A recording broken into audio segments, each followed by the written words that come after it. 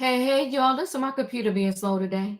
All right, but I'm glad y'all in the building. I'm glad to see y'all here. It's nice to see everybody. Oh, watching from the Bahamas. Hey, Bahamas, I'm glad you're here. Thanks for spending time with me. All right, listen, y'all, it's Thursday. We done made it to Thursday. Okay, it's Thursday trending topics, and I'm glad to see everybody here in the building. Nice to see y'all. I appreciate y'all coming through and spending time with me. So we're here for Trending Topics Thursday, okay? And the title is called Out of Control. Yeah, the title is called Out of Control. Now, unfortunately, Diddy is back in our life. He started out in our life at the beginning of the year, and now he's back. Yeah, he took over the first half of 2024. It was a Diddy show. It was a whole Diddy show. We had to deal with Diddy. And now we got to deal with him some more. You can tell when the whole justice system is running desperate to bring charges against this man. Because Diddy most recently, a guy behind bars sued Diddy, and the judge gave a default judgment of $100 million. Listen, people, not 5 million, not 10 million, $100 million. And then I think she also ordered starting October, he got to get $10 million a month. Well, Diddy lawyers came out and they're fighting back. They said several things. One, I was never served. They said two, it's a 17-year-old crime and the statute is up. They said three, this man is accusing Diddy of stuff that he's currently locked up for. It's messy. But I was speaking to one of the panelists and I was like, how does a judge give a default judgment without proving that the person was even served? What is going on here? You know us over here, we like to dig a little deeper. They put up the smoke screens with all of this stuff, but we work our way through the smoke. And we try to see what's real, what's really going on. It don't make sense. If 1 and 1 don't equal 2 over here, we're going to break it down and talk about it. So we already know everybody is coming up with the same formula. So it's easy for people to connect to these stories because it's the same formula that we've been hearing about Diddy all along. He's mean, he's nasty, he slips some Mickey allegedly in your drink, he takes advantage of you, he belittles you, he talks down to you. And if you work for him, you're not getting paid. That's what the people say. But I will say this. It could be Target, Walmart, what you call it? Starbucks, Dunkin' Donuts. If after 2 weeks I'm not getting my check, deuces, I'm out. Where my money? Where my money? I want my money. I want my check. You got 2 weeks. Maybe 3, maybe 4. But there ain't nowhere in this earth I'm working for you for 365 days and I never saw a check. I don't know where they do that at, except if you're doing volunteer work. Then you're not getting a check. So we're going to talk about how Diddy is fighting against this $100 million judgment. And then we're going to talk about Diddy's twin, his son, King Combs. You know, King Combs, he 10 toes down for his daddy. 10 toes down. When Diddy first started getting sued, he was calling cap on it. He told the people, y'all gonna regret talking mess on the Combs name. Yeah, King Combs, he's standing 10 toes down for his daddy. So this latest lawsuit, which with Don Richard, okay, Richard, with Don from Danity Kane and Dirty Money. They done pulled all the receipts. All the receipts where she was like, Diddy, I love you. Diddy, when we starting up the group again. Diddy, I can't wait to work for you again. They pulled the interviews where she said she ain't got no problem with Diddy.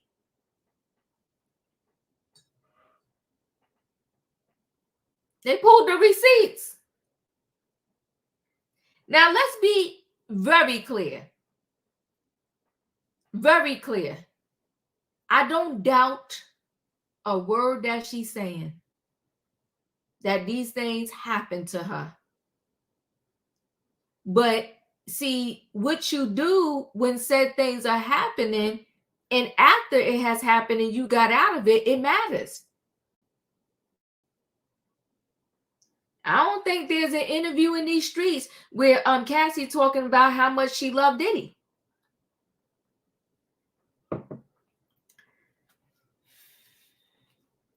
We're going to talk about it though. And we're going to talk about J.Lo. Something ain't right. Something not right with J.Lo. J.Lo is currently looking for a home. J.Lo has twins that are already teenagers. And her teenagers are probably going to soon graduate from high school and perhaps go to college. J.Lo is looking for a mega mansion. And you know what? I'll give her a pass. That's fine. You used to living on a huge, property and you want this mega mansion. Do you? But you have got to tell me why this woman is purchasing a mansion that is not too far from Diddy. Now, all Diddy's friends are used to be friends. They ain't claiming him. They not calling him. They not texting him. They not coming over to have lunch with him. If he even sent out a party invitation, I'm almost positive the only person that will probably show up is Stevie J, because Stevie J is probably in the room next door to him anyway. Ain't nobody showing up. They wouldn't dare step foot on Star Island. But J.Lo, she gonna go buy a mansion that ain't too far from him. She gonna bump into him in the supermarket, on the bike path, when she walking, because she a fitness freak. She gonna bump into Diddy. Why would you do that? This girl don't never learn. If I was to bring her before the court, I would hit the gavel and tell her, what, go to therapy. And matter of fact, I will require her to do 4 days a week, bare minimum. Really, I want her to do 7, but I'll be fair and say you got to do 4 days of intensive therapy per week for the next 3 years. And the only day I would renegotiate that if you come to me and tell me that you have got some common sense. Out of all the places you can purchase a home next to Diddy, out of control. It's the foolery. I don't get it. I don't understand it. And I guess I never will. But listen, guys, y'all know what I need in the chat. I need a what? Because I'm about to board this train, honey. I need a choo-choo. Hold aboard, everybody. It is Thursday night trending topics, and we got stuff to talk about. The title is called Out of Control. Y'all know what y'all got to do. If you want to purchase a ticket on this train, hit the like button. We do have some room on the platform. If you ever want to come speak to us and you think tonight is the night that you want to come through and talk, hit that link and come on through to the platform, and we'll bring you up so you can chat with us. We're talking about Diddy fighting this $100 million judgment. We're talking about his son, King Kong, saying that Don Richard is a whole lie. That's what they said, not Diva. Don't come for me, okay? And then we got J.Lo buying a mansion in the neighborhood next to Diddy. Don't you know that he is devaluing the property around here? Why would you do that? Why? Who gonna want that Star Island when he's done? Who gonna want it? I wouldn't. I wouldn't want the energy of that house. I wouldn't want the people knowing, oh, Diddy used to live there. No, I don't want it. Why are you going there, J.Lo? People are moving out. That's probably why you found a mansion there. Because everybody else was like, sell this property. Get me out of here. Because I was at one of them Diddy parties, and now I want to move far away just in case they ever come up. I don't want the feds or nobody to be able to find me to ask me no questions. I'm out. Let me bring the people on in because we got to talk. Hey, Julius. Hey, y'all. Hey, Wayne. Hey, Felicia. Hey, Diva. Hey, Katrina. All right, y'all. We're going to get into Hey, it. Diva. Choo, choo, choo, y'all.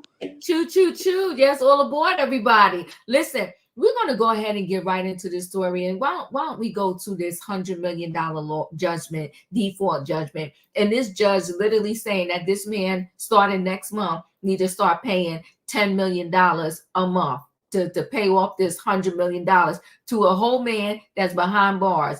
I mean, how much money can he going to be able to buy everybody in the jail? Some candy bars, oodles and noodles, socks, and whatever else they sell in the commissary. Because what is he doing? Because I want to say the man is in jail for life. The man is in jail for life. So let me go ahead and share the screen. Let me see. Let's share this screen and get into this story. All right, let's see. Diddy. Okay. So Diddy's lawyers, they filed emergency motion. Let's see. My thing is taking forever to show up now. Let's close out of that ad.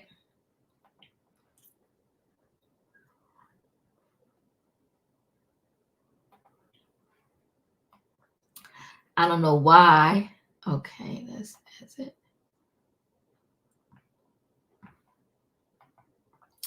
All right, as it's trying to come back up here, let me see. Let me try to share again. If not, I'll just read it to y'all.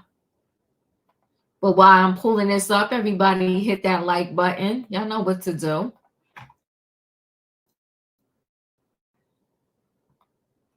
So Diddy files motion to set aside $100 million judgment, claiming it's BS.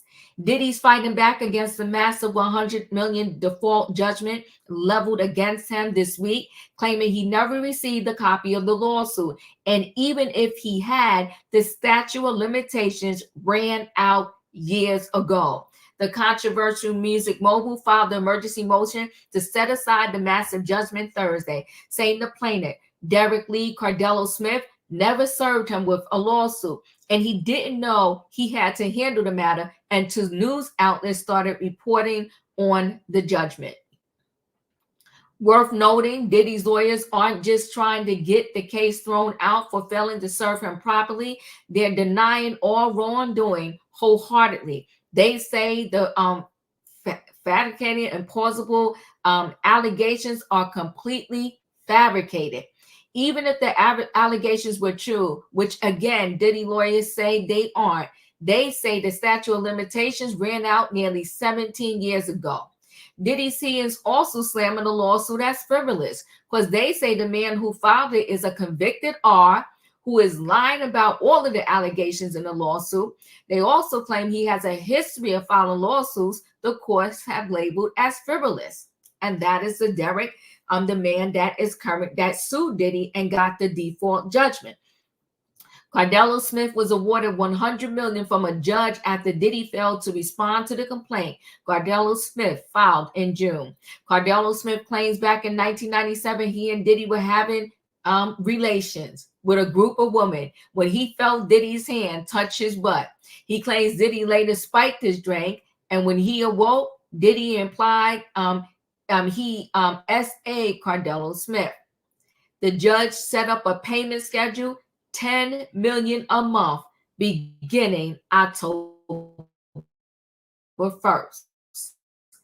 So Diddy saying he never got served. Now this man is in jail. He did not have a lawyer. He represented himself. So how would he even serve Diddy? But he also claimed that he had evidence that Diddy came to the jail, visited him, and wanted him to settle out of court for $2.3 million. He said he told Diddy heck no, and he claimed that Diddy told him, you know how we get down. This man also claimed that there is record of Diddy visiting him at jail. Listen, guys, this is a whole hot mess. It's out of control. Julius, what are your thoughts? Reckless. I understand he wanna defend his inheritance,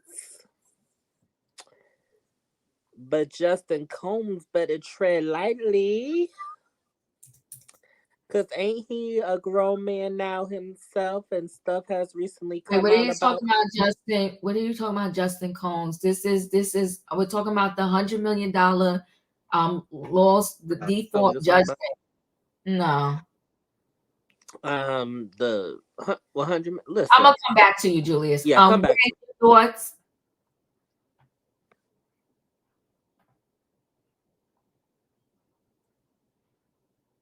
Wayne, your thoughts, are you there? Well, it don't really. I mean, this just don't really make no sense that you can be in jail, win a lawsuit of $100 million. If he gets 10% of that money, that's a payday.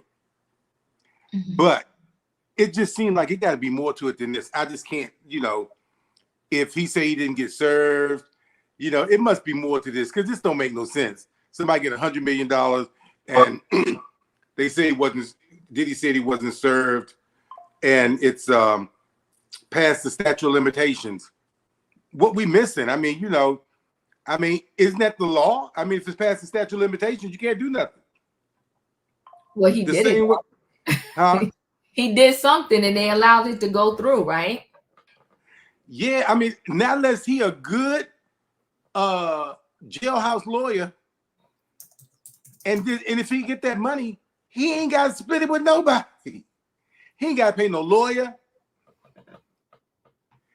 nothing. It just doesn't make sense. I mean, that's a bit much, and I don't know. I'd like to know the judge. I mean, I don't know. It just doesn't really make any sense that somebody could get that much money in jail on something where the statute of limitations has run out, and he's going to be awarded $10 million. What in the heck is he going to do with $10 million? He was awarded $100 million, and he's gonna. It's set in October. He's supposed to get $10 million a month. $10 million a month. Yeah, that's a lot of money. It don't make no sense. It don't make no sense. So I can't really. I'm not happy for him, and I'm not happy for Diddy if he got to pay that kind of money. I don't.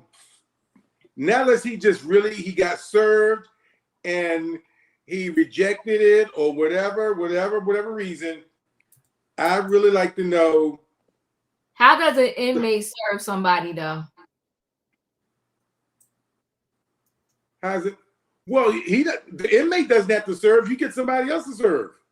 How did an inmate get somebody else to serve this paper? I mean, this man got influence and money like that.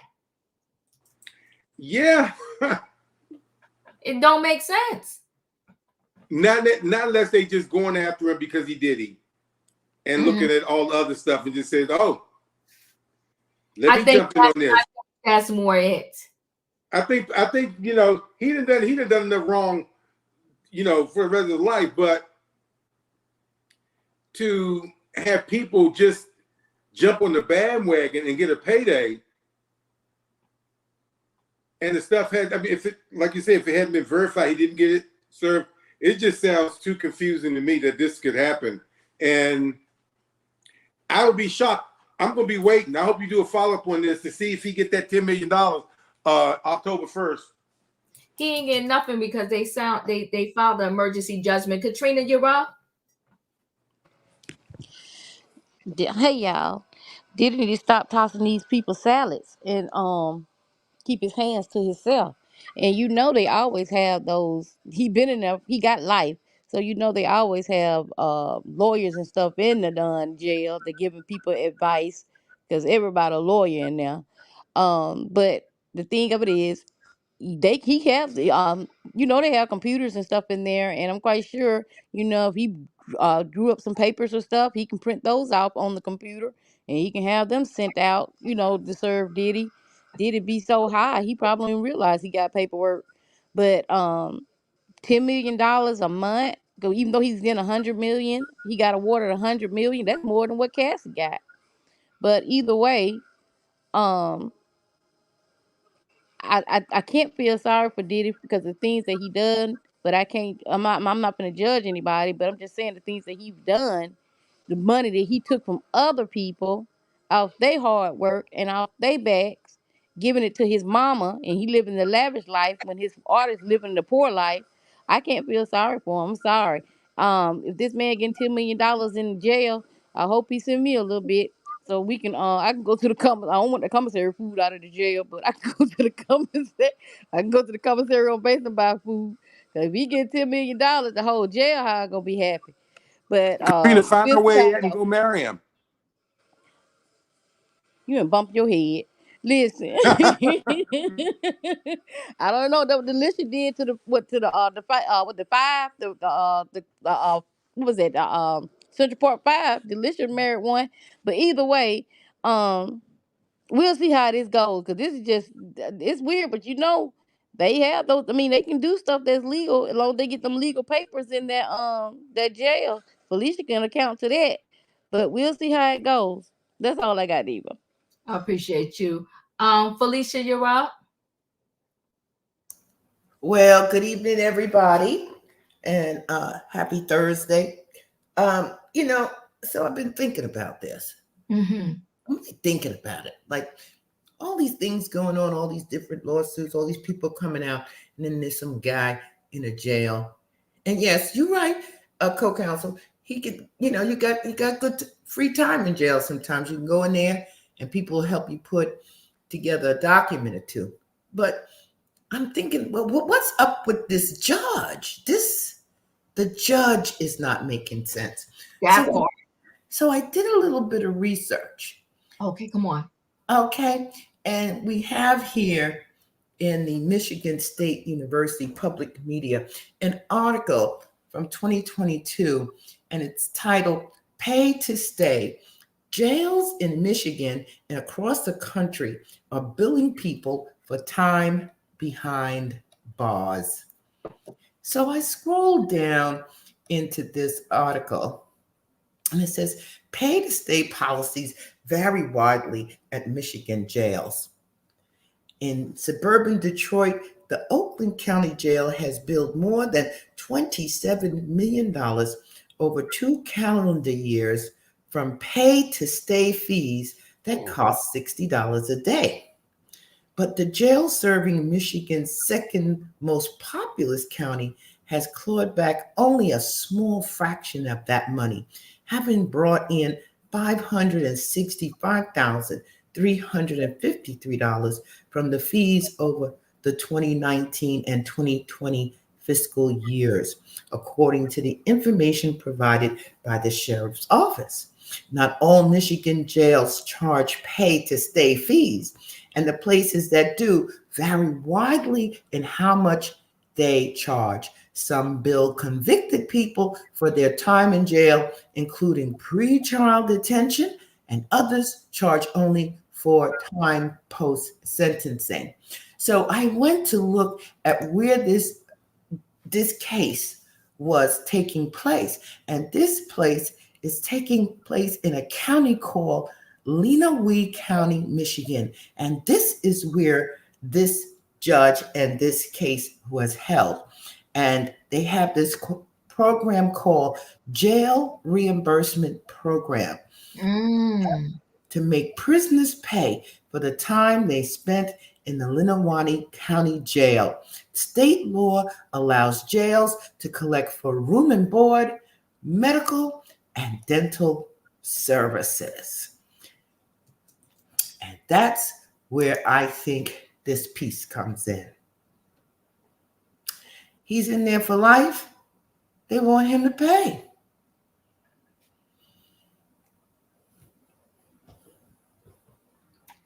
That's what I think this is. What's he going to do with the money? Bequeath it to somebody? But in the interim, they're paying for his room and board, his medical, his dental, his food, his cable, and they want some means to keep their jails open, going, keep their people salaried. And how do they get money? They get it from the people who have it.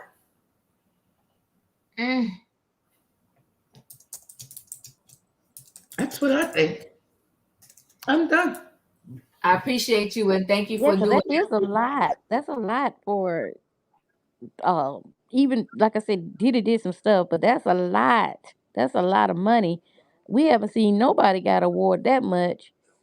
Like you said, it's Felicia. twofold though, right? It's twofold. Yeah. They're pissed right now, the judicial system, that they can't get this man convicted of something, right? Because they're still trying to get charges. That's why everyone lawsuits mentions this ST, right? The trafficking piece of it, because they're trying to, get him on something. And so they put this out there because how did she come up with this default judgment? You don't need proof that the man was actually served. I mean, people will be getting away with all kinds of stuff everywhere. If you suing me, you never served me, then you go to court, I don't show up, and you get a default judgment. It's like, but I was never even served. So she didn't even check to see there was proof that Diddy was served.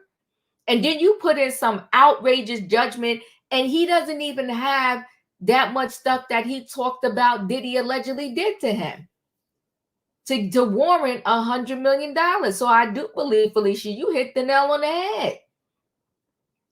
She's like, this is an easy target. This is Diddy. He got money. The public don't like him right now anyway. He fell from grace. And then not only that, in October, he just got the judgment. So you don't even give nobody a chance to transfer no money or sell something off. In October, you talking about he got to start paying $10 million a month. But more importantly, if I may interrupt, that would mean Mr. Smith Cordello got to start paying. Probably so. If I have ruled that you have now inherited or you have won this case and you're going to be awarded X amount, I don't care actually if you get it maybe, but we're going to bill you and you're going to owe us. So now he's going to have a whole new lawsuit. This is going to be very interesting because I believe everything is based on economics. And this piece to me is coming across as an economic piece. Hey, good boy, don't start no mess now. Good boy said, no, Diva, if you rub on me without my consent, it's worth $100 million. Laughing my butt off. Okay. Diva. Yeah. Let me ask Felicia a question. Felicia, the jail you were talking about, is it privatized? You know how some jails are. Yes, it is. It's private. Okay, that's it. Mm-hmm. That's it. I think that's what they're going after. He ain't gonna spend that money. Nope. But they're gonna charge him 4-star rates. I bet they're gonna find a way to get 4-star rates, like you staying at the Hilton. They're gonna get that money. And you know what? I was gonna say something like Felicia was saying, but I was wondering if the judge is crooked. I'm like Felicia, economics, hey, this could be a big payday for the judge on the back end. You know what I mean? Where, trying to do it to where it's not leaked back to him if he gets some money. But $100 million is a lot of money for to grease a lot of folks' hands. 100%. It's just total insanity. It's just total insanity. So, but we're gonna go ahead and roll into our next story. So we read the case. What was it? Was it last night? Was it last night we just read this case? On my days are rolling into each other. Yeah, last night. It was last night. It was last night. Okay, so last night we read the case where the latest lawsuit that Diddy, is is the latest person suing Diddy. Okay, her name is Dawn Richard. And she's claiming the similar things like most of the other ones are. She didn't get paid.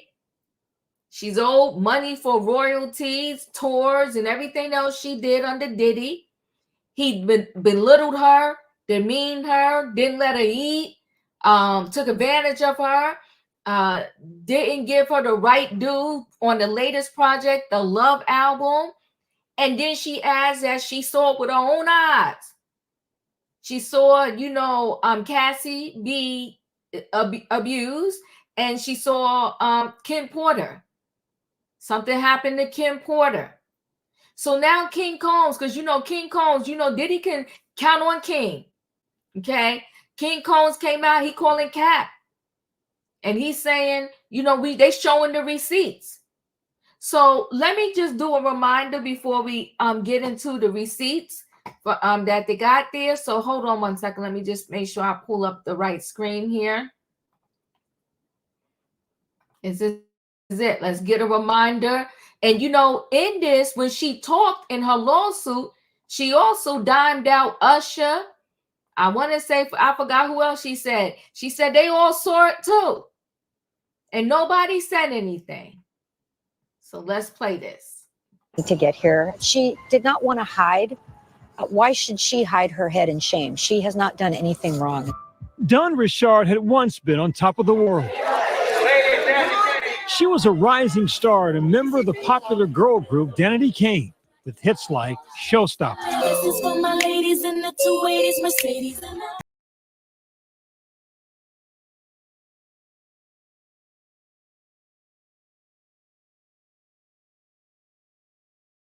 None other than one of the most influential figures in American music, Sean Diddy Combs. Yeah, that's what I'm talking about. Y'all did a great job today, ladies. Today, Richard is back in the spotlight.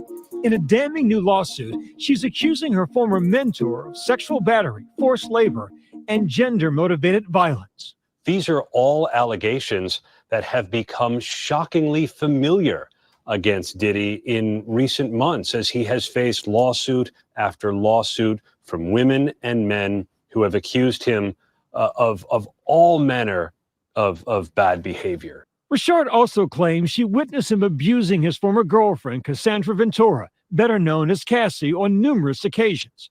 Attorney Lisa Bloom is representing Richard.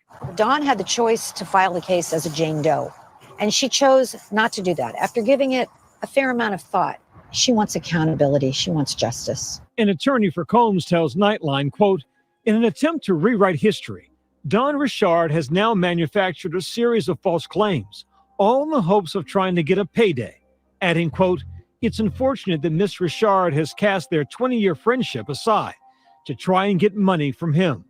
But Mr. Combs is confidently standing on truth and looks forward to proving that in court." Richard is just the latest person to come forward with disturbing allegations against the once celebrated hip-hop mogul.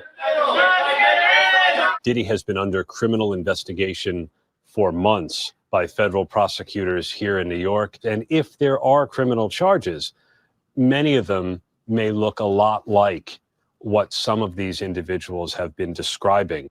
With this newest lawsuit, this would probably only expedite or increase the amount of allegations and potential witnesses who could testify against Sean Combs. Last November, a stunning lawsuit by Cassie claimed that she was the victim of a pattern of abuse, violence, and sex trafficking by Combs. At the time, Combs denied all wrongdoing and said that settling was not an admission of guilt.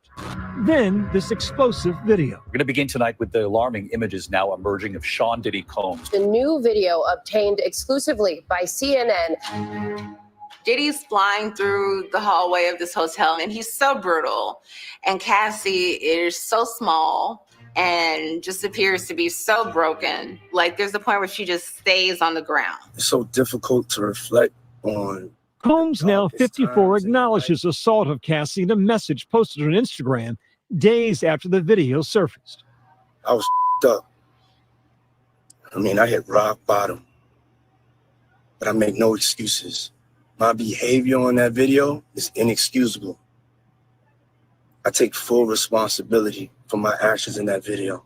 Since Cassie's lawsuit, at least 8 others have followed. Combs has denied any wrongdoing. Don Richard first met Combs while filming the MTV reality show Making the Band. But I just feel like Diddy's gonna pull something because that's just how he is. Combs working on making Danity Kane the next big girl group. Dawn, I need you to take the lead on that song. I need you to take the lead and produce those vocals, get those vocals right. But behind the scenes, according to Richard's lawsuit, the group was subjected to verbal abuse and deprived of basic needs such as adequate food and sleep. She claims they were sometimes forced to work up to 48 hours with no breaks. Richard also alleges that during the filming of Making the Band, she saw Kim Porter, Combs' ex-partner and mother of 3 of his children, leaving his recording studio in tears with visible facial injuries, including a lacerated lip. It's at that point, according to the lawsuit, that Richard says that she knew that Sean Combs was capable of assault and some of the most heinous acts towards the women. So many people are trying to break into the music industry. No matter how they're treated on those shows, it's very hard for them to leave because this is their lucky break. This is their dream. Richard went on to work with Combs in another group called Diddy Dirty Money. Like Puff says, it feels good to work with a team. I'm better with a team. According to her lawsuit, the harassment didn't stop. Richard says Combs groped her multiple times. She claims that while in the dressing room, he would be there groping her buttocks under the auspice of, this is where I want her underwear to be showing. This is where I want her pants to be cut. This is where I want her top to be fitted. It was around this time, the lawsuit says, that Richard was witness to multiple acts of violence against Combs' then-girlfriend, Cassie. In one incident, she alleges that in front of dinner guests, Combs forcefully punched Cassie in the stomach, causing her to double over in visible pain, crying. Don Richard describes this one instance where Cassie's apparently making breakfast in the kitchen, and Diddy comes downstairs. She describes him as drug-addled, apparently high, and just starts yelling at Cassie. Diddy picks up the frying pan full of eggs and whatever and hurls it at her, causing Cassie to duck into a fetal position. And she said this is what made her, Don Richard, to be so afraid of him and what he was capable of. There was also a financial toll. Richard claims she's owed upwards of $3 million for her work as an artist. In the music industry, sexual harassment and sexual abuse of women is tolerated. A lot of very high-level people are complicit. Women suffer. Women are overly sexualized. They're discarded like trash after they complain. And a reckoning is long overdue. It takes a lot of people coming forward until somebody is believed against a very powerful person in the music industry. A year ago this week, Combs was being celebrated at the MTV Video Music Awards, receiving the Global Icon Award for his impact on the industry. It don't matter what religion you are, but make sure you know there's a higher power of love. Tonight, he's far from that VMA stage. Just this week, he put his $61 million LA mansion up for sale. The home had been raided by the feds earlier in the spring. And his name is now sullied by allegations that he denies, that he insists he will fight, but he is also facing a criminal investigation. The biggest threat that he faces is the prospect of criminal charges. Diddy, who once seemed untouchable in the world of entertainment, could in theory put him into prison. Richard hasn't let any of this stop her. Her love for music still driving her. She's even gearing up to go on tour. My message to Sean Combs is stop fighting the women, come clean, acknowledge what you have done, make amends, but I don't think any of that is going to happen. Ooh, child. All right. let me just share a couple more things here. Hold on one second.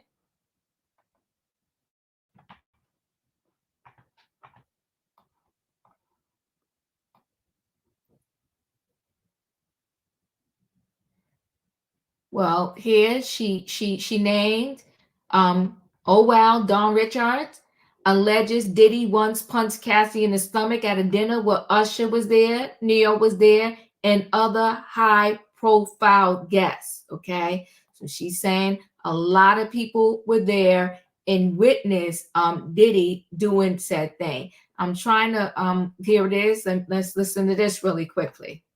Shard, who Diddy discovered in making the band, put her in Danity Kane, where she eventually left to join Diddy Dirty Money. And in 2020, when Diddy announced the reboot of Making the Band, she hopped on board and wanted to join. As you can see from this message in March 2020, she says, love, love, love you, let's do this. And yet another where she says, checking in to see if you guys are starting Making the Band back up. Would love to be a part of it, bro. Yet another in December where she's saying, let's bring the crew back. Another message where she says we never should have stopped it. That's what he did in 2023 on his most recent album called Off the Grid. She's a featured artist on the #3 song on the album. And all this makes sense if you watch her other statements about Diddy over the years, including this one clip from Hot 97 back in the day. And I don't have no backstories. That was only support. So if you do good by other people, they'll do good by you. Now pause for Combs' civil attorney's statement that she made today, which states that Richard has now manufactured a series of false claims, all in the hopes of trying. Last night, Don Richard, who Diddy discussed. All right, so that's that. And let me just share screen one more time. Hold on one second.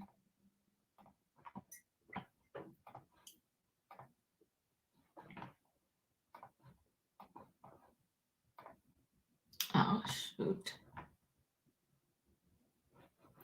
Hold on, guys, because my screen went somewhere else. All right, there we go. So King Combs repost Don Richard receipts at the Diddy lawsuit. Nothing but danity cap, he said. King Combs is backing up his father Diddy's statement that his former artist Don Richard explosive lawsuit is nothing but a bogus cash grab, and he reposted what he calls proof of her deception. TMZ broke the story that former Danity Kane singer alleged she suffered through years of torment and SA in spite of her lengthy tenure and reunion with Diddy. The 26-year-old bad boy heir reposted on his IG stories a TikTok sloop where he shared alleged text messages between Don and Diddy, showing excitement to get back on board with the team. And King added his own caption to the deep dive, basically calling Don Richard a bold-faced liar. The TikTok also resurfaces Dawn's 2017 interview where she confessed to Hot 97's Nessa Nettie at the time that there was never any bad blood between her and Diddy, which would have transpired well past the abuse of Cassie that the suit claims she and fellow Dirty Money singer Kalina Harper witnessed in real time. Diddy, through his attorney, accuses Dawn of attempting to rewrite history, and the record books will show that Dawn was part of his 2023 The Love album, Off the Grid, on the track with Busta Rhymes. Kalani's commentary will be the tiebreaker on all the allegations. The story is insane. Like I said, out of control. Julius, your thoughts? Yes, it is out of control. But we all know how abusers get down. And she was able, when she met this attorney, she must have been able to feel a sense of trust to speak her actual truth. Because when the first allegations started to come out, and I remember when Diddy fired Danity Kane and everything else, and she came out in his next group, I said, something is amiss. Be careful what it is that the conscience tells you. Because, yes, she did go back multiple times. And she had a story to tell. And what I think is the case, after she went back and worked on the Love album, it seems like she got some therapy. Got some therapy to finally start healing from all the abuse she went through. Now, I'm not making excuses for past statements, but what folks have to understand is this is the man that got her in the industry. So what I'm saying is, so of course she's gonna publicly come out, sing his praises, kiss his behind, and say, ain't no bad blood, ain't nothing happened, yada yada yada. That's why I think she went and got some therapy and realized I can talk now. And Okay. Okay, I'm sorry. and I just want to say, did she ramble a little bit? Yes. But I do want to make one distinction. At least it ain't like no hot mess, out of order, little Rod Tyrone Blackburn situation. I appreciate you. Wayne, you're up. You know, I still feel the same way about Diddy as I said yesterday. But at the same time, I like to know, what is it that you see somebody getting their tail whipped, you see all this violence, and you don't find a way to at least get yourself out? You don't find your way to a phone to do 911, even if you got to go running. I just don't, I'd like to know the mindset of these people who find themselves caught up in something like this and stay so long. I'd be running to another city, another state, or whatever. I just don't know how you could sit around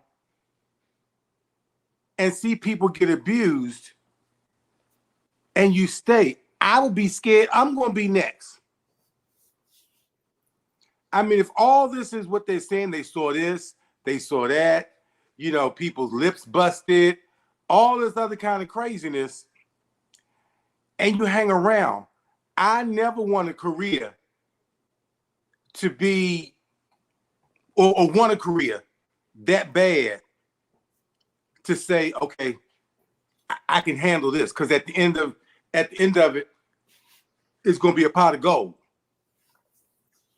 So I just don't understand. I mean, I'm not a victim of anything like that, so maybe it's not, for me to say, but I'd like to hear what made them stay. Everybody, we hear all this about what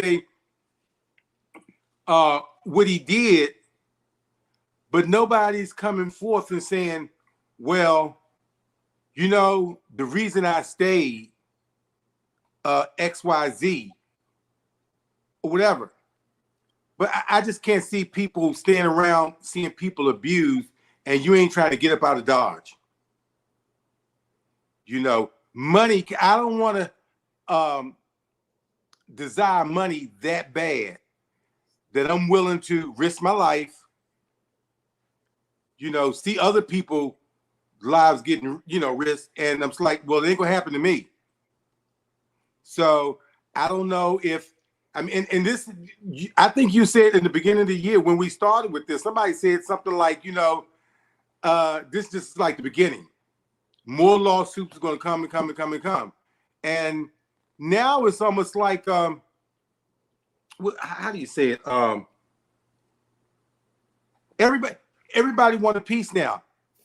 Once Cassie got hers, and then they actually saw, did he do what he did? They said, well, heck, people gonna believe us. They saw that right there. Even though he he's not convicted of it, but they saw it and they said, well, hey, you know, maybe I can get me a little something, a payday, because they're not scared now. You know, he's out and up, open and everything. So I'm sure a lot of stuff did happen. I think some of the stories might be a little fabricated, you know, because I don't know if I was beat silly, I don't know if I could be on stage performing with a big smile, like, oh, you know, I don't know if I could live the lie that it was so, you know, that nothing's going on and everything's hunky-dory. And then 20 years, well, it wasn't hunky-dory, and this is what happened.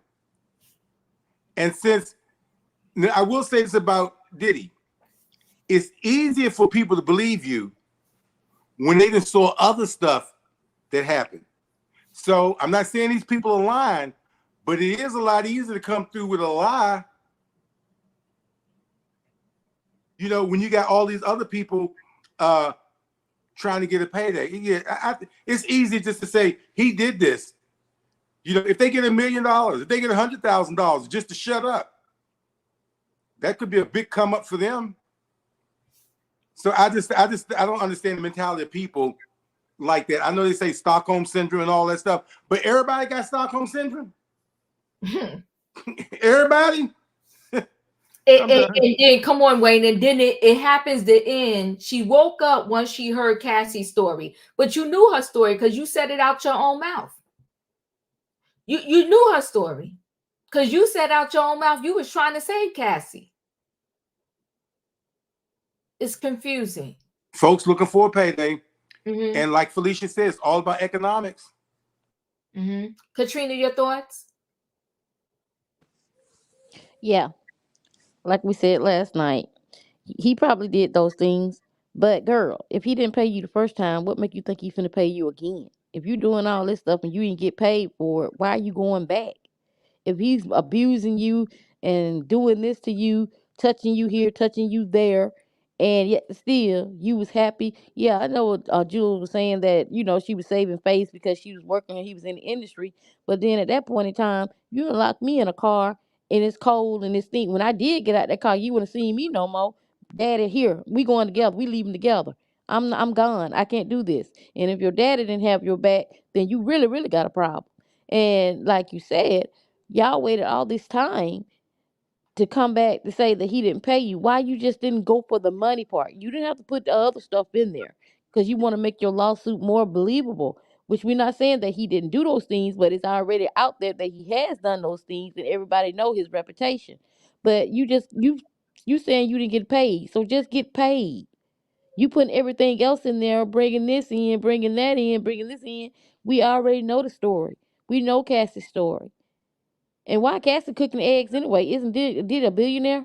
But he got her in the kitchen cooking eggs. But anyway, I ain't got nothing to do with that.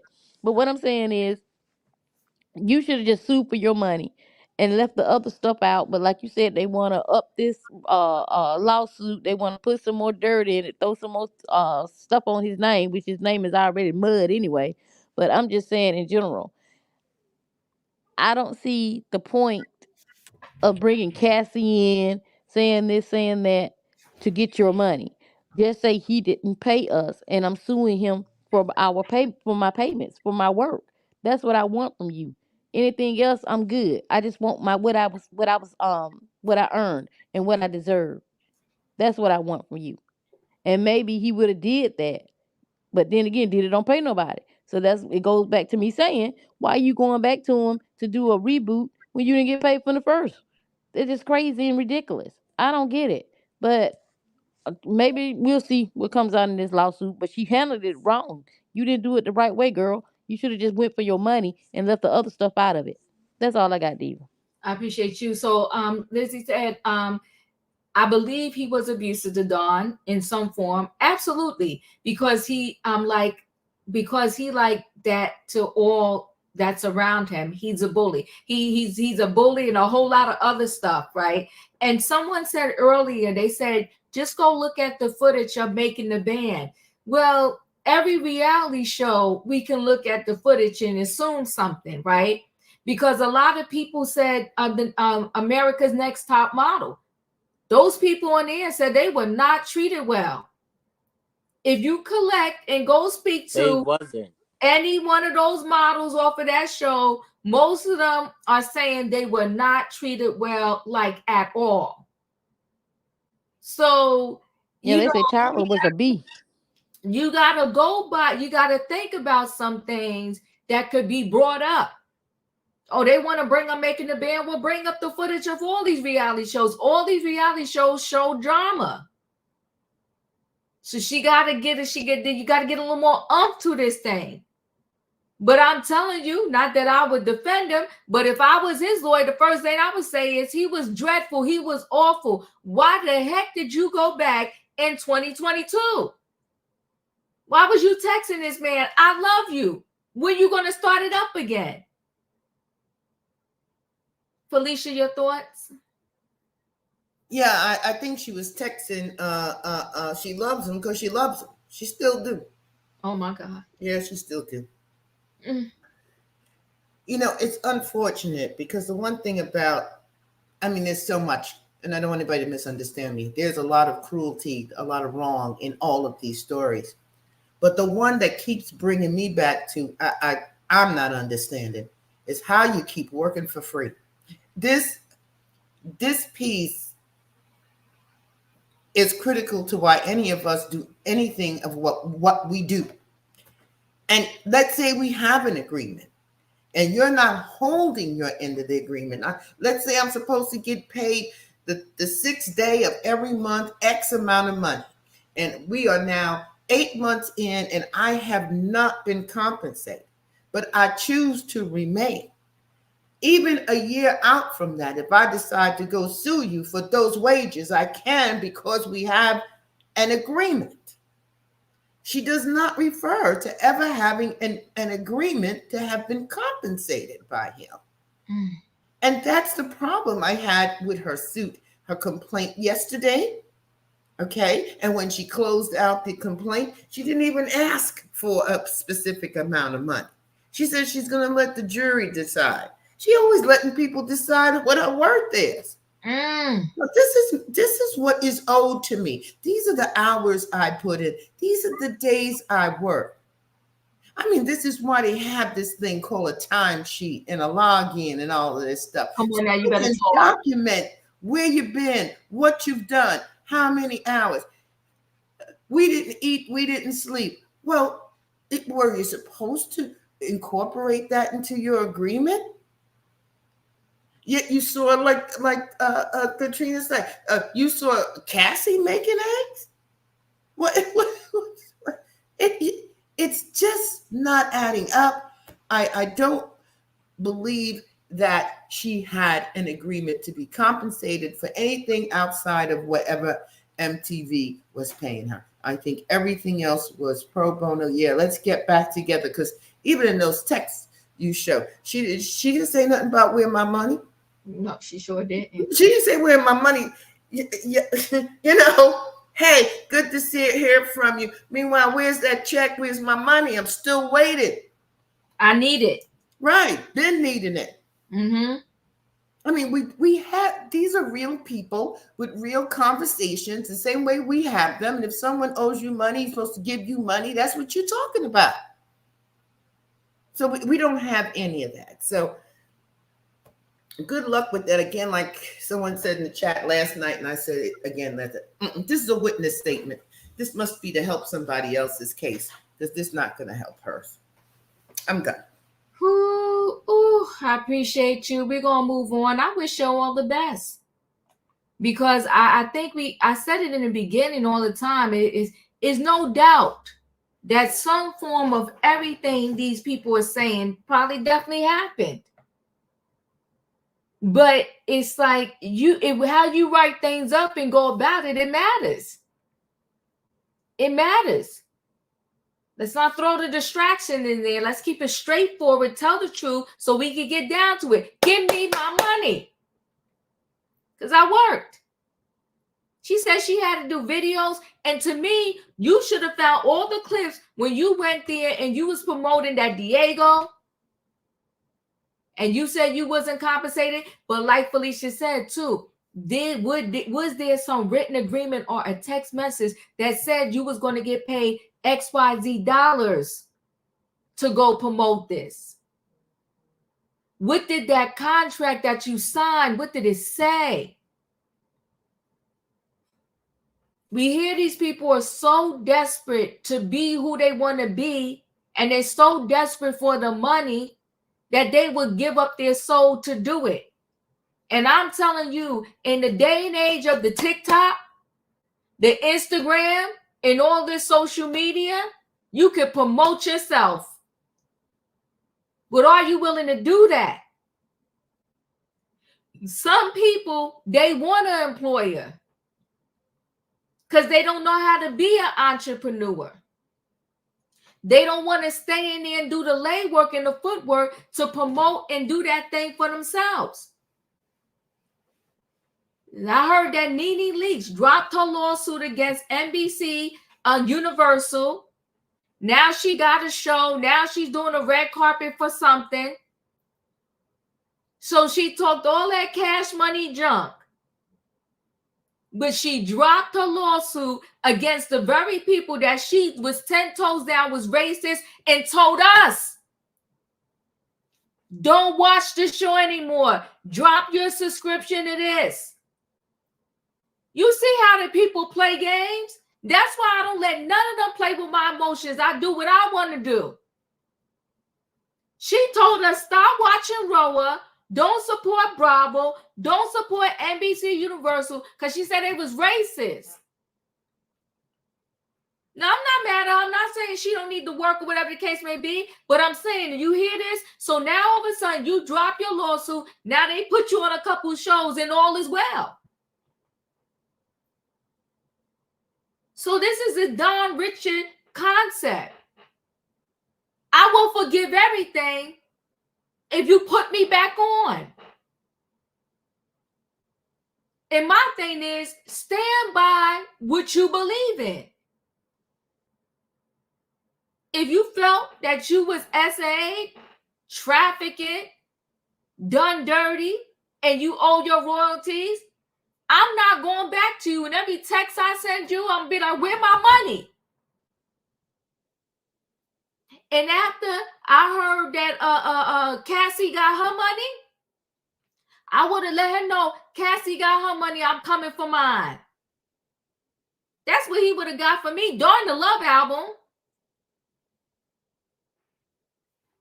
But we're going to move on. We're going to carry on. Come on, Priscilla. While the rest of the castmates still need their employment, she told us, do not watch Roa. Don't support Bravo or Andy Cohen. Now she back on NBC Universal and she dropped a lawsuit. I guess somewhere in between the years she wasn't working for them, they did seminars, they read books, they had therapists come in, and they're no longer racist. But we're going to move on to this last story. So the last story is Jennifer Lopez. I like Jennifer. I do. But does Jennifer like Jennifer? And this goes to show that you could have $100 million and still be not so smart. I'll say it that way. She looking for a mansion. Why does she need a mega mansion? I never know. It's her and 2 kids.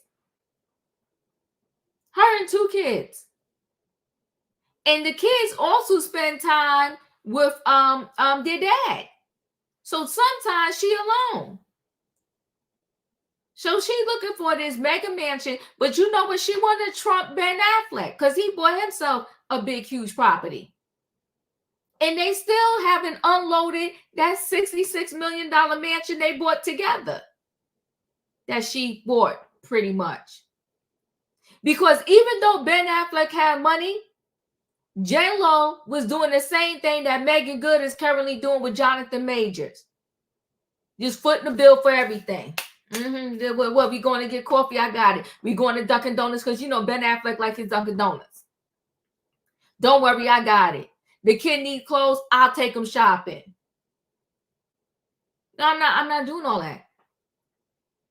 And my advice to the ladies out there, I don't think you should do it either. Everywhere you go, you gotta foot the bill for the man. No, we ain't. No, you're gonna have to find somebody else. So now, let me share your screen. And I'm praying for Megan. Because, yes, she is another one. Let's see. Let's share the screen here. So Jennifer Lopez is negotiating a deal to buy a famed $55 million LA mansion next to Diddy's estate. I fell off my seat when I read this. Now, somebody told me in the chat last night, and I said, say it ain't so. Say it ain't so. But it's so. And I'm going to need somebody to go over to do Jenny from the block, do a wellness check. So Jenny may be moving to Diddy's block. Jennifer Lopez is reportedly in negotiations to buy a famed $55 million Los Angeles mansion next to the estate Sean Diddy Combs is selling for $61 million. The Selena star is close to striking a deal on a 30,000 square foot estate that once belonged to the late BCBG founder Max Azaria, TMZ reported Wednesday. I guess she feels safe because it's the estate that he's selling. But you know, these properties in that price range, they don't sell that quickly. She can still bump into Diddy and the kids and Mama Combs. So that's Diddy's house. And that's the estate she's trying to buy. That estate is ridiculous. J.Lo, somebody go talk to her. So sources told the outlet that Lopez is trying to negotiate the price down between 30 and 39 million, which would be up to 45% discount. The Zara estate, which is located in Homely Hills neighborhood, was put up for auction in May, and billionaire investor Ron Burkle won it with a bid of 30 million. However, Burkle filed a lawsuit against the widow over an alleged breach of contract. The Real Deal reported earlier this month. That was looking them back in the day. Look, there she looked just like her mother. Look at J.Lo, looking just like her mother there. Lopez 55 is now trying to negotiate with both Burke 71 and the widow 56 to become the new owner of the home, according to TMZ. The mansion has 14 bedrooms. This don't make any sense. A greenhouse, an infinity pool with a sauna, an in-home theater, and a game room. It sits on 3 acres, a lot that comes complete with gardens. The Love Don't Cost a Thing singer filmed scenes in that estate for her movie Atlas, which premiered on Netflix in May. She previously toured the pricey pad in March 2023 when she and her now estranged husband Ben Affleck were looking for a home. This thing, she gorgeous, but she just, I just can't with her. Okay. The couple ended up paying $60.85 million cash. Oh, they paid cash. Oh, good God. That's money. Cash for a massive mansion in Beverly Hills, California. Oh, child. However, the 38,000 square foot home is now back on the market as the co-stars go through a divorce. A source recently told people that Lopez was never a fan of the mansion, claiming it was Affleck's idea and a major compromise for her. She agreed to it because of its spacious layout, accommodating both their families, a gym, and a pickleball court. Office space, plus it has 2 private entrances, the insider told the magazine earlier this month. Lopez filed for divorce from Affleck 52 on August 20th after 2 years of marriage. The Gone Girl actor has already moved out of their marital home and purchased a $20.5 million mansion in Pacific in the Palisades neighborhood of LA in July. Affleck is currently renting a $100,000 per month home in Brentwood, California, until he moves into his new home. This girl, J.Lo. Julius, your thoughts? Until she starts to do therapy, she's not going to have any peace. Oh, good gosh. Because we got to think about the article that Mark Anthony put out a couple of months ago, showing concern for his children with all this going on. She moved on from Alex Rodriguez very quickly. And if I'm right, her kids are both 16 because they're fraternal twins. Mm-hmm. So when they're at the legal age of 18, and they're gonna be like, "We're done with you. You keep coming in with all this dysfunction, all this chaoticness. Straighten your mess out. Going back to going in the vicinity of your ex where you got in legally trouble for, sweetheart. I'm saying this in your way, diva. Are you dumb, stupid, or both? Like, make it make sense. Cause like the movie title goes, only fools falls in love, and I like what he's about to go to jail in the next year. You trying to holler? Think of your kids, Mark Anthony. If you're watching this, have your kids come and live with you. That's it. That's all. Not take the kids from her. Thank you, Julius. Felicia, your thoughts? You know, I'm going to say after what is about 8 weeks of Jennifer and Jennifer, I think Jennifer has made the best decision yet. Yep. Mm-hmm. I think she belongs back with that trash, Mr. Combs. I think she need to be with him. I don't think she need to buy a mansion. She should move into his. You know, they are equally yoked. Yes, they are. And that's the last man standing for her. Mm-hmm. She has shopped her body around, her money around, and her story around. And she hasn't had anybody come forward. So who better than a lonely, soon-to-be broke, going to the jail piece of trash to be next door to do a little hookup with every now and then. An old love, because we know Jennifer likes going with old flames. She likes circling back around the block. So she's going to go back to the beginning. She'll be in her mansion while he's trying to sell his, because if someone said, well, why didn't she just buy his? No, because then he'll be gone and then she can't, But this way she could be a neighbor. She can go over with some home-cooked meals, and they could do a little something every now and then, and she won't feel lonely. She'll be right next to her original love, and he'll remember how wonderful she is because he still loves her, she still loves him, and they can be together. I think this is a good move on Jennifer's part. I hope she's able to negotiate down on the price, and she could be next to her real, true love. And then maybe she could do a film about the never-ending. I cannot with you right now. Not a film. Well, she wanted to do. Did she do that movie with Ben? She needs to sit on timeout. Is what she needs to do. She needs to sit on No. I've been saying for the longest that she need to go back with him. So this is good. This is good. They're both lonely. They're both just with themselves. Nobody wants them no more. It's done. It's done.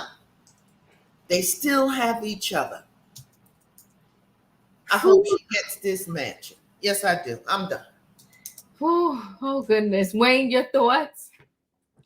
Yeah, you know what? All I can say about Jennifer Lopez and her hubby, whatever, is if they like it, I love it for them. That's all. What you gonna do? You are correct. Katrina, your thoughts? These people kills me with just throwing away all this money on these houses, on rooms that you probably ain't gonna never even go in. Somebody can be living down there and you won't even know they're there. I mean, that's their money. Don't get me wrong. But I'm just saying, look how much money they are spending on these houses. especially out there in California. But I think this house right here is in Florida. But half of the houses out there in California is getting burned up. So all that money that y'all put in these houses and put in these materialistic things, they can't even be around to help you out. Because when She God need a say, home. No, wait, hold on, Katrina. She need a home. The idea here is that she buying this home where one of Diddy homes is. yeah, I mean, she need a home. But the thing of it is, girl, go build you a house. Build your house on an island somewhere. So, I mean, just go somewhere else. You crazy. Why in the world you going back by Diddy with all these allegations, taking your children next door to him? Why would you even want to do that? Yes, you need a home, but good Lord, girl, do you need that home? Do you need to be next to him? And like Felicia said, if you want to buy a home, buy his. Move in together. Coexist. I mean, because you're right. Neither one of them can't hold on to nobody. Maybe they need to get back together because both of them spoiled milk. Because who's gonna want Jennifer? She's like you said, Diva. She's beauty. And what Judge Judy say? Beauty fades, but dumb is forever. And that's what she is. She's dumb because girl, you go out and you buy these men. Most of the men that she with, she buy them. Look at Ben Affleck.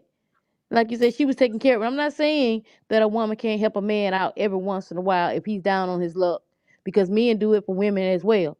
But girl, you're totally stupid. You got all the money in the world, and you circling back around to these men that don't mean you no good. I mean, what is inside of you? What is inside of you? You that broken? You that broken up? You need to heal, honey. Stop going to from men to men because you're not finding what you need. Obviously, because if you were, you'd still be married to them. You're not finding what you need. You're broken, or they're broken, and two broken pieces ain't gonna work. Get some help. I mean, get some help. Go into therapy. Go with Russell Simmons. Go out to Bali. Maybe he can make you do some yoga and you can meditate and get your mind together. That's all I got to do. Get your mind together. Oh, I appreciate you, Katrina. I do honestly, to be honest with you, I feel for her. And I feel for her because I just feel like she is broken, right? And she's trying to find her way. So she's trying to deal with a broken heart. And while she's trying to deal with this broken heart, she's also trying to find a new home. And my thing is, instead of me trying to find a big mansion, this is if I was her, instead of me trying to find a big mansion off the back like this, what I would do if I was her, I would just go try to find like a small little, temporary home. And when I say small, it's Jennifer Lopez. It's not like she got to find, just get something, take your time, relax your mind. And then after you relax your mind, go find yourself a home. She's doing too much. She's trying to heal from a broken heart. She's trying to move. She's trying to make a purchase of a home. And I think her mind is just not settled and right now. But I do feel for her as a woman because it's just too much. We're going to go ahead and roll. There's two things I want to show y'all tonight. One, I want to show y'all, because, we watched the election together the other day. So I think this is a good piece in regarding the election. Let's just check this out, and then I'll show you my feel-good story. Myrlie Evers, one of the last living icons of the civil rights era, is weighing in on this year's presidential election.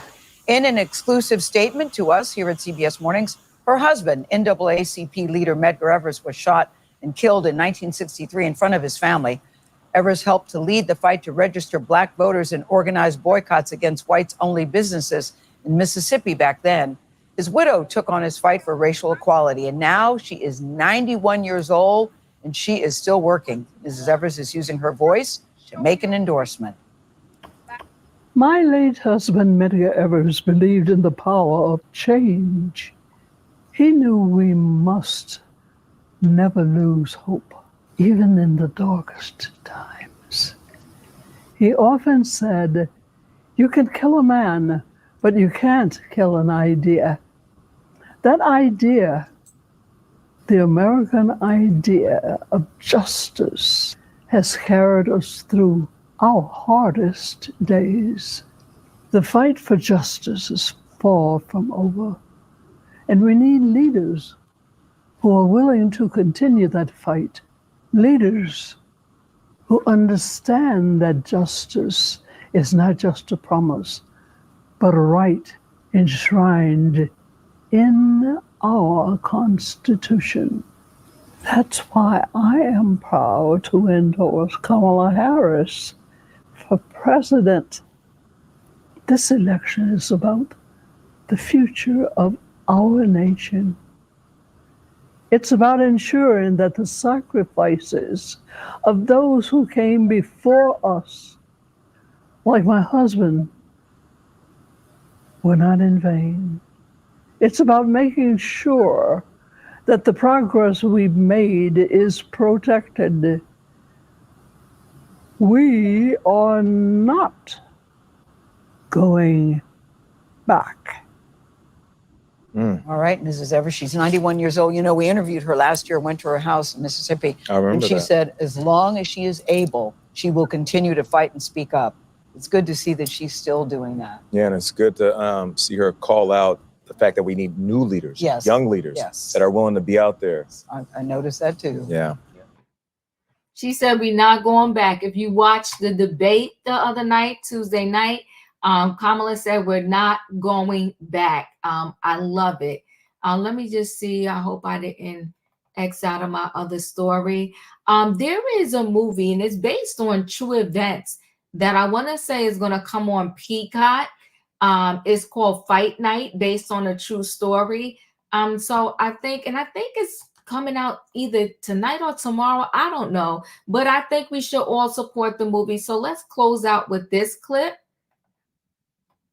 So let's just take a look. Two of the stars stopped by, Hoda and We are back now with two very talented stars, Grammy-nominated singer and actress Chloe Bailey and model and entrepreneur Lori Harvey, who's making her acting debut. This is the coolest. They're starring in the new Peacock series. Everybody's talking about it. Everyone loves it. It's called Fight Night, the $1 Million Heist, alongside some Hollywood heavyweights. Ladies, this has all the buzz around it. Not just because of you two wonderful people who are going to be there, but you've got Kevin Hart, Samuel L. Jackson, Taraji P. Henson, Don Cheadle. I mean, everyone. Chloe, tell us what it's like when you heard this cast and you were like, I'm in that number. Man, I had to pinch myself every time I was going to set. And it was just really remarkable sharing the screen with Taraji and Samuel and Kevin and Don. So I can't wait for everyone to see such a great story being brought to life with such a great cast, including Lori. Yeah. So. I mean, so Lori, we said this in the intro. This is your acting debut. I know. You've done a lot. I know. But to be in something of this caliber. I know. It's very surreal. Were you talk about nerves. I'm still nervous. I was literally just telling her backstage, I was like, I'm so nervous. I haven't seen anything, so I'm going to be watching it with everybody. But I don't know. The nerves have not gone away yet. I love it. So tell us about your individual roles in this. Chloe. Yes, so I play Lena. I am the only girl a part of the heist. Okay. So I get to hang with the boys. How fun is that? It was so much fun. She gets into some trouble. So So you pretend to be a victim of the heist, but you're actually in on it? I do. Okay. All right. Lori, what about you? I'm playing Lola Falana, so she's kind of like the pop star that shows up. So I attend the fight. I kind of get into a little something with Kevin. He kind of is trying to get me into his mess, but it was really fun. So Lori, your dad has been on the show before. We met your mom too, whom we adore. Quote your dad and take credit for some of the things he said that you want to be on. Now, when you went home and said, hey, I'm going to do this. I've been an entrepreneur. I've been a model. I've also been an equestrian, but I'm going to act. What was the response? It was really funny because my dad actually didn't find out until I showed up at the house in Atlanta to film. And he was like, what are you doing home? And I was like, oh, I'm acting. He's like, acting in what? I'm like, no, like real TV show. So he was so shocked. So I literally told him about it that night. He was so excited for me. He was like, okay, this is the real deal. You got to focus. Did you ask or seek out advice from the fellow actors, or how did you learn by doing? Tell us how that went down. I pretty much learned by doing. I was watching them a lot, and they were very encouraging while we were on set, especially Sam. Anytime I would have a really good take, he'd be like, that was it, that was good. So I was like, okay. Oh, you knew. You're like, oh, this is good. Yeah. Chloe, you've become an aunt. Oh, yeah, I just became an aunt too. I just had a little baby nephew. What do you like? Tell me what you're like as an aunt. I am the fun auntie who spoils him and always makes him laugh. He's the light of my life. He's like my little cuddle buddy. Well, I love that. Chloe, I feel like we've known you for so long. You and your sister both came here on the show. Beyonce heard you guys singing. She signed you. She was like, we love these two because you're unique in this space. Then you were performing, I think, at Coachella. And who shows up? Yeah. Queen Bee herself. Happy birthday to her. Yes. It's her birthday. Yes. Happy birthday, Beyonce. So tell us what that moment was like on stage with her. Man, it shocked me completely. I remember getting off stage and I was rushed to the side and there she was and Kelly, and it meant so much to me.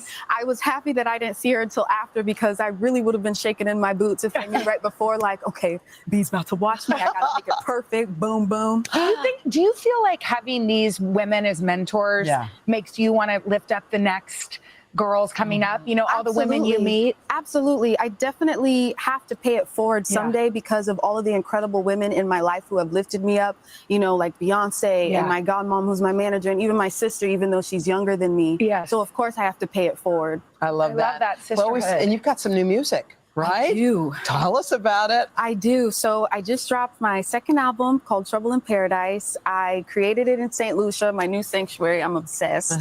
And, you know, I just wanted to write away my troubles in paradise. It feels like a sonic summer fling. Ooh, fun. A sonic summer fling. We're in. I love that. And just, Lori, we talked quickly about you being an equestrian before, and I think this is important to hear because a lot of people have a dream and then you had an injury and that dream was it for that dream. So you had to find another dream. And look where you're sitting today. I mean, know. at that moment back then, you probably thought to yourself, oh my. It's over. Tell us about how your life has It really changed. felt like my life was over. At that point, I was devastated because horseback riding was my entire life. So after my injury, my dad, of course, was like, this is it for you. You're done, because the doctors were just really nervous about me getting back on.